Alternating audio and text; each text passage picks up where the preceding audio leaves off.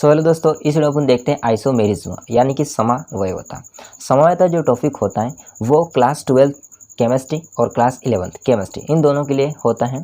और अगर क्लास 12 की बात करेंगे तो उसमें एक कोऑर्डिनेशन कंपाउंड चैप्टर है जो कि उपसंहरण यौगिक, उस चैप्टर में आपको मिल जाता है समवयवता देखने को।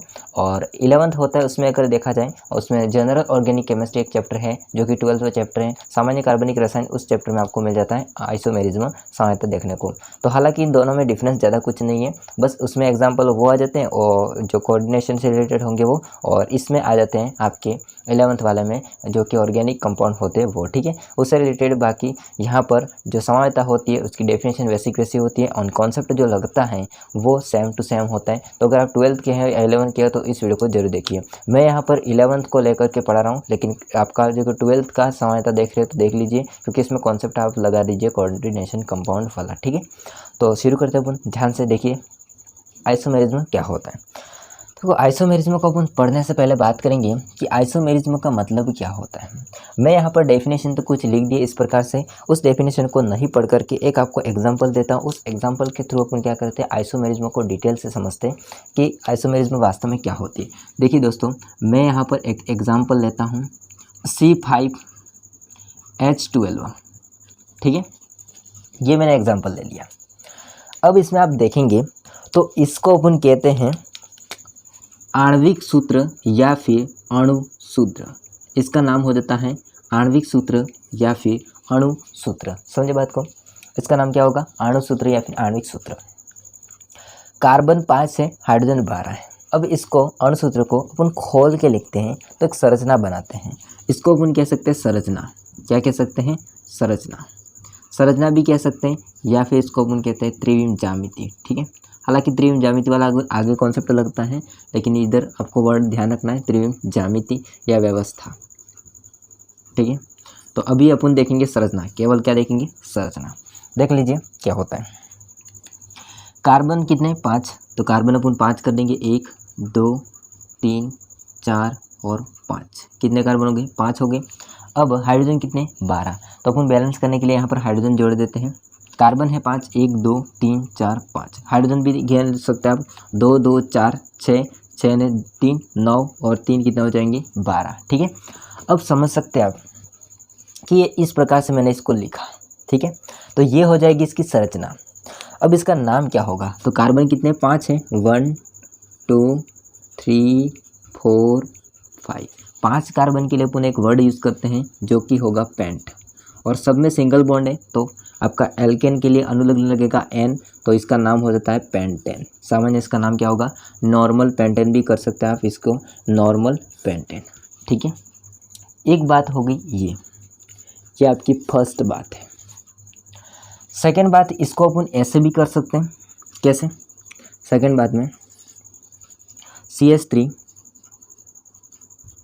CH CH2 CH3। देखो कितने कार्बन है, 4। एक कार्बन होता है उसको मैं यहाँ पर लगा देता हूँ CH3। ठीक है, देखो गिन के 1 2 3 4 5, 5 कार्बन है। हाइड्रोजन गिनो, 2 3 5 8 3 कितने हो गए, 11 और 1 12 हो गए। अब इसका नाम क्या होगा, तो जब CH3 समूह इस प्रकार से लगा होता है एक कार्बन पर, तो इसका अपन नाम देंगे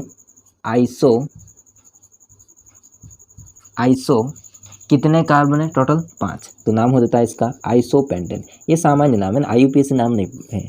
IUPAC नाम की अगर अपन मैं बात करूँगा तो IUPAC नाम मैंने पढ़ा दिया है, उसने अगर आपने वीडियो नहीं देखा है तो उसका लिंक आपको डिस्क्रिप्शन में या ऊपर आई बटन में मिल जाएगा, जाके क्लिक कीजिए और देख लीजिए IUPAC का वीडियोस। ठीक है, तो इसका नाम होता है आइसोपेंटेन। ओके, आगे देखते हैं। इसको अपन ऐसे भी लिख सकते हैं, कैसे, तीसरा कंडीशन ऐसे भी हो सकती है, CH3 CH3 कितने कार्बन है, 3। अब 3 है, 2 अपन को कहाँ लगाना है, इस कार्बन पर। ठीक है, एक इधर लगा दिया, एक इधर लगा दिया। समझो बात को ध्यान से। पहले में अपन ने सिंपल इसको लिख दिया, दूसरे में क्या किया, इसको छोड़ दिया इस कार्बन को, और यहाँ पर एक हाइड्रोजन कम कर दिया और इस हाइड्रोजन को इधर लगा दिया, इस CH3 को मैंने इस पर लगा दिया, ऐसा बन गया।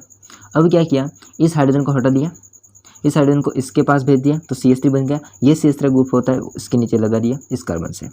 इस प्रकार से कितने कार्बन हो गए, 1 2 3 4 5, 5 ही कार्बन है, ज़्यादा तो हो ही नहीं, है ना। तो भाई साहब इसका नाम क्या होगा, इस प्रकार की जो संरचना बनती है तो इसको अपन नाम देते हैं नियो वर्ड यूज़ करते हैं। और कितने कार्बन है, टोटल 5 है, तो हो जाता है पेंटेन। ये सामान्य नाम है, मैं कह रहा हूँ बार बार, ये इसका IUPAC नाम नहीं है। सामान्य नाम अलग होते हैं, IUPAC नाम अलग होते हैं। देखिए दोस्तों, जब मैंने C5H12 अणुसूत्र को कुछ इस प्रकार से मैंने लिख दिया, अब इस सभी में मुझे एक बात सेम लग रही है, आपको भी लग रही होगी, कौन सी, कि भाई साहब सब में कार्बन 5 है, हाइड्रोजन 12 है, कार्बन 5 है, हाइड्रोजन 12 है, कार्बन 5 है, हाइड्रोजन 12 है। तो इन सभी में जो आपका अणुसूत्र होता है उसमें कोई परिवर्तन नहीं हुआ। लेकिन आप देखेंगे इसमें तो भाई साहब इसकी जो स्ट्रक्चर होती है वो थोड़ी सी अलग है, इसकी स्ट्रक्चर अलग है। इसकी देखा जाए तो इसकी स्ट्रक्चर अलग है, इसको देखा जाए तो इसकी स्ट्रक्चर अलग है। नाम भी थोड़े स्ट्रक्चर के आधार पर इसका नाम भी अलग अलग हो जाते हैं। देखो, जब किसी भी यौगिक का अणुसूत्र क्या होता है, समान होता है, लेकिन उनकी संरचना या त्रिविम व्यवस्था होती है, अगर वो भिन्न भिन्न होती है तो इस रूप को अपन कहते हैं समावयव। और समावय की ये पूरी घटना क्या कहलाती है, समावयवता।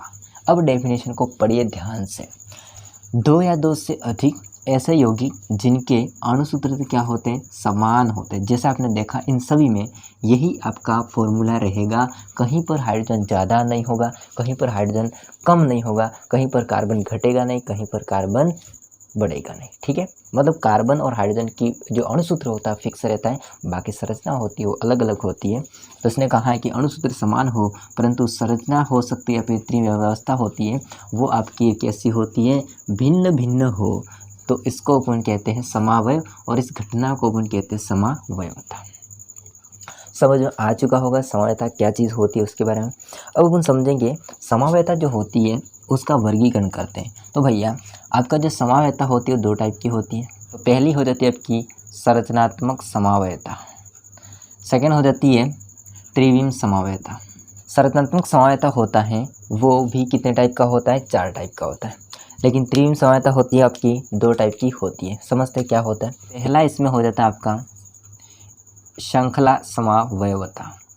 कौन सी समावयवता, श्रृंखला समावयवता। सेकेंड हो जाती है आपकी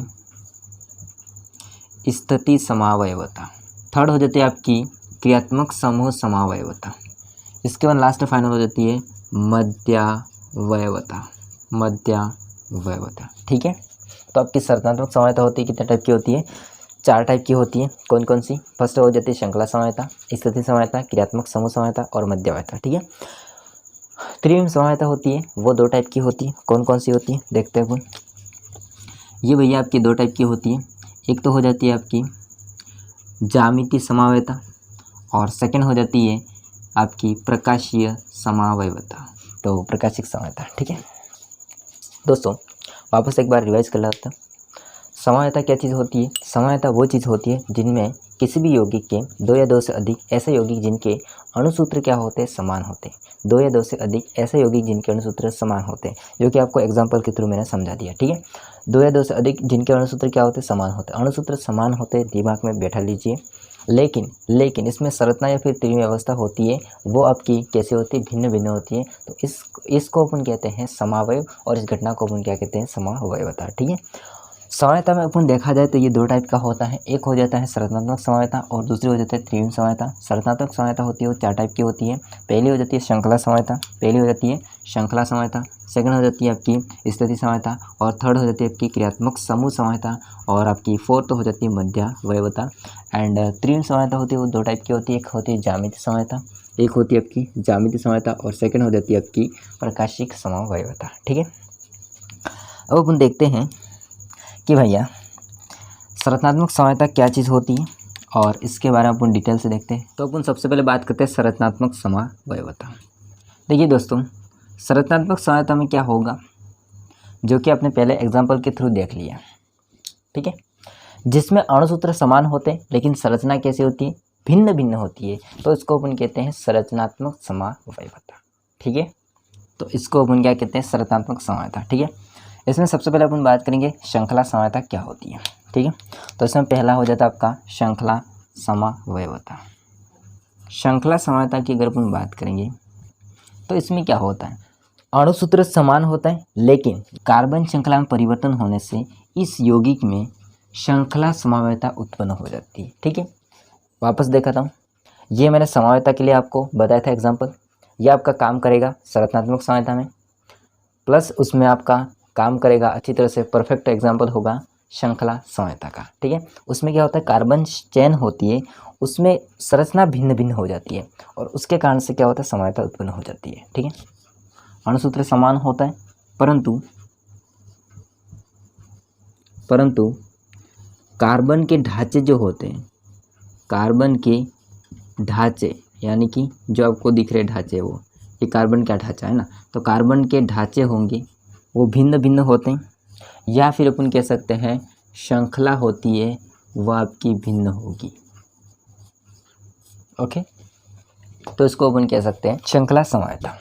और इसमें आपका एग्जाम्पल मिल जाता है पेंटेन, नॉर्मल पेंटेन है ना। तो एग्जाम्पल अगर देखना चाहें तो कौन सा हो जाता है आपका C5H12।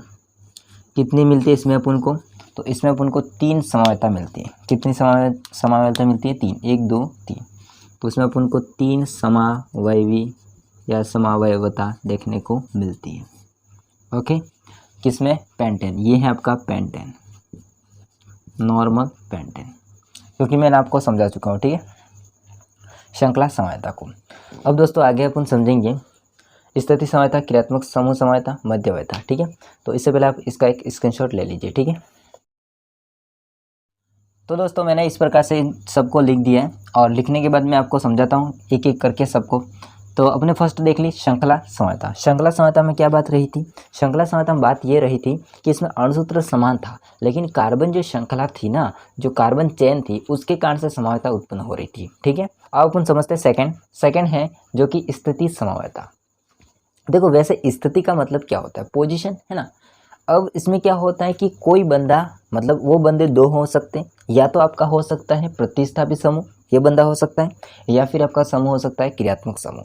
ये क्या करते हैं, कार्बन चेन से अपनी स्थिति बदलते, पोजीशन बदलते, और उस पोजीशन बदलने के कारण से समावयवता उत्पन्न होती है। अब अपन एग्जाम्पल देखेंगे तब समझ में आएगा। देखिए आपके पास एग्जाम्पल है C3H7OH। ठीक है, इसको मैं पहले ऐसे लिख सकता हूँ, कैसे, CH3 कितने कार्बन बने, 3 है ना, CH3 CH2 CH2 और इस पोजीशन पर लगा हुआ है OH। ठीक है, इधर हाइड्रोजन गिनते हैं 7 और 1 कितने, 8। इधर देखो 3 2 5 2 3 कितने हो गए, 8। अब यहाँ पर बात सही है, एक तो ये बन गया। इसका नाम क्या हो सकता है, देखो एक इसको नाम देंगे, 2 इसको और तीसरा इसको।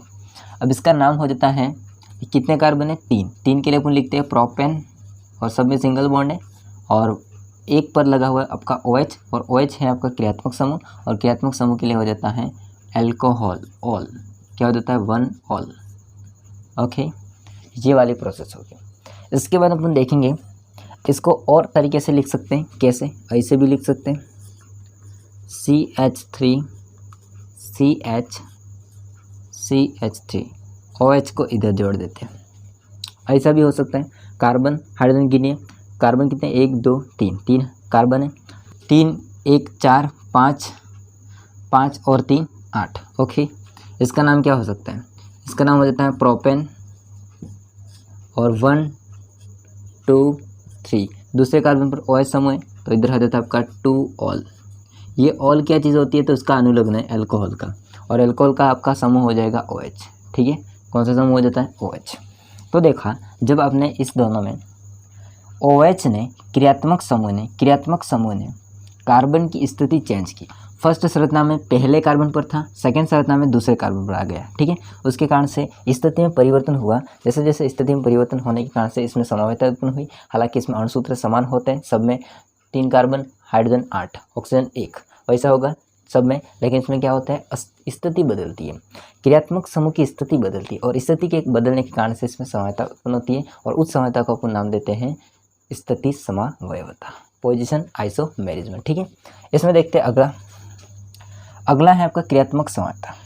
अब यहाँ पर कंडीशन आपको देखने को मिल सकती है कि भाई साहब अभी अभी तो मैंने पढ़ा क्रियात्मक वाला, लेकिन देखो स्थिति समानता में क्या होता है, क्रियात्मक समूह या फिर आपका प्रतिस्थापित समूह अपनी स्थिति बदलता है, लेकिन इसमें क्या होता है, इसमें आपका खुद क्रियात्मक समूह बदल जाता है। जैसे इधर अल्कोहल था, अल्कोहल एक समूह है क्रियात्मक समूह, वो अगर बदल जाता है किसी अन्य क्रियात्मक समूह में तो फिर वो आपकी आदती समवायता क्रियात्मक समूह था।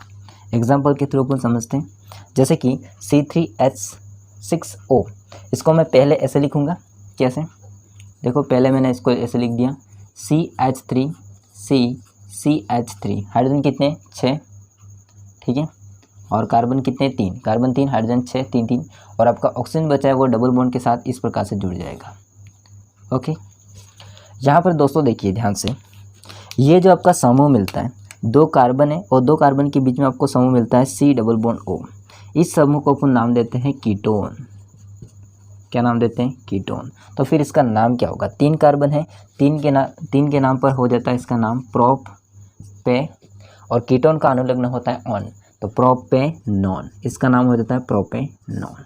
ठीक है, पहली बात तो ये होगी। दूसरी बात क्या हो सकती है कि अगर आपका C+O वाला चीज़ है, ऑक्सीजन है, वो लास्ट वाले कार्बन पर चला जाए तो फिर कैसा होगा, ऐसे होगा। फिर तो सेकेंड एग्जांपल ऐसा हो सकता है CH3 CH2 और C, इधर से H और डबल बॉन्ड के साथ O। अब आपका कंडीशन है CHO, ये जो आपका समूह मिलता है जो कि C+OH CHO ये वाला, इसका अपन नाम देते हैं एल्डिहाइड समूह। इसका नाम हो जाता है एल्डिहाइड समूह। केवल इसकी बात कर रहा हूँ मैं, पूरे की नहीं बात करूँगा। CHO इसका नाम हो जाता है एल्डिहाइड, और एल्डिहाइड का अनुलग्न होता है L, तो इसका नाम क्या होगा, 3 कार्बन है तो 3 कार्बन के लिए हो जाता है इसका नाम प्रोपेनॉल। क्या नाम हो जाता है इसका नाम, प्रोपेनॉल। ठीक है, इसका नाम हो जाता है प्रोपेनॉल। आपने देखा कि भाई साहब पहले सूत्र में जितने हाइड्रोजन कार्बन ऑक्सीजन थे उतने के उतने दोनों में हैं। पहले में फ़र्क ये है कि क्रियात्मक समूह है आपका कीटोन, सेकंड में आपका क्रियात्मक समूह एल्डिहाइड। क्रियात्मक समूह खुद बदल गया अन्य क्रियात्मक समूह में। अब क्रियात्मक समूह के कारण से, बदलने के कारण से जो समवायता उत्पन्न होती है इसको अपन कहते हैं क्रियात्मक समवायता। लेकिन जब प्रतिस्थापित या क्रियात्मक समूह पोजीशन स्थिति बदलते हैं तो इसको अपन कहते हैं स्थिति समवायता। दोनों में यही डिफरेंस है। अब लास्ट एंड फाइनल है जो कि संरचनात्मक समवायता का प्रकार चौथा, इसका नाम है मध्यवयता।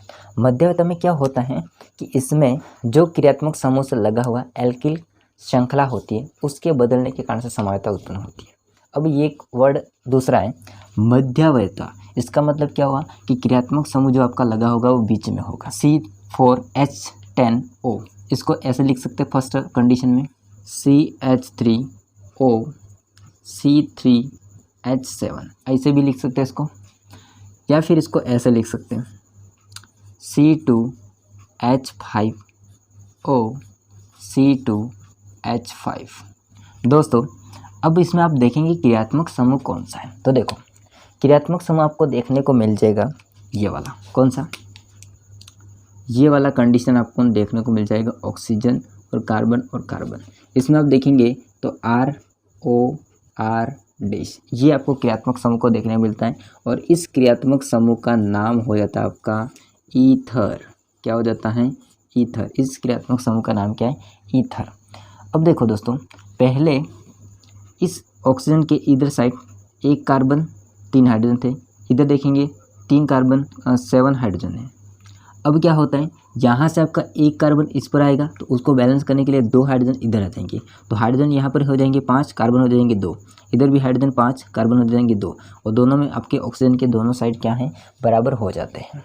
अब पहले में क्या होता है, इस क्रियात्मक समूह के दोनों साइड अगर एल्किल समूह होते हैं उसमें थोड़ा अलग अलग है, इधर ज़्यादा कार्बन है इधर कम है, इधर में देखेंगे तो इसमें बराबर है। अब इस कारण से क्या होता है, जो आपका क्रियात्मक समूह होता है उससे जुड़े हुए एल्किल, जो कि आपका एल्किल श्रृंखला होती है, उसके कारण से जो समवायता उत्पन्न होती है उसका नाम अपन देंगे मध्यवयता। क्या नाम देते हैं, मध्यवयता। अगर इसके नाम की अगर अपन बात करते हैं तो इसका नाम कैसे लिखेंगे, देखो अगर इसको मैं मान लेता हूँ मुख्य या फिर मेन कार्बन श्रृंखला, ठीक है, तो फिर इसका नाम क्या हो सकता है, एक जो कार्बन होता है CH3 इसको अपन बोलते हैं मेथ, लेकिन मेथ होगा उसके साथ में ऑक्सीजन जुड़ा होगा, इसलिए इसका नाम हो जाता है मेथोक्सी। क्या नाम होगा, मेथोक्सी। फिर 3 कार्बन के लिए अपन क्या लिखेंगे, प्रोपेन, तो मेथोक्सी प्रोपेन इसका नाम हो जाता है। ठीक है, इसका देखो अगर इसको अपन मेन मान लेते हैं कार्बन श्रृंखला, मुख्य कार्बन श्रृंखला, तो इसमें देखा जाए तो C2H5 ये होगा। इसका नाम क्या हो सकता है, एथ, 2 कार्बन के लिए एथ, और इसके साथ ऑक्सीजन जुड़ा हुआ है, इसका नाम हो जाता है एथोक्सी। और कितने कार्बन है, 2, तो इसके लिए इसका नाम हो जाता है एथेन, एथोक्सी एथेन। ठीक है, ये हो जाएगा आपका मध्यवर्ती। लास्ट एंड फाइनल बात करेंगे अपन सेकंड, जो कि त्रिविम समवायता। और त्रिविम समवायता में क्या होता है, अणुसूत्र और संरचना सूत्र दोनों समान होते हैं, लेकिन आपका त्रिविम ज्यामिति या त्रिविम व्यवस्था होती है वो भिन्न भिन्न होती है, और इसके कारण से जो समवायता उत्पन्न होती है इसको अपन नाम देते हैं त्रिविम समवायता। और त्रिविम समवायता 2 टाइप की होती है, एक ज्यामितीय समवायता। तो दोस्तों मैंने यहाँ पर त्रिविम लिख दिया था, सॉरी इसके लिए। तो आपकी जो त्रिविम समवायता होती है 2 टाइप की होती है, एक ज्यामितीय समवायता और एक होती है प्रकाशिक समवायता। इसको अपन आगे देखते हैं। तो इस वीडियो को यहीं एंड करता हूँ। वीडियो अच्छा लगा तो वीडियो को लाइक कीजिए, चैनल को सब्सक्राइब नहीं करना है तो कर देना दोस्तों। मिलता है नेक्स्ट वीडियो में, तब तक बाय, जय हिंद, वंदे मातरम।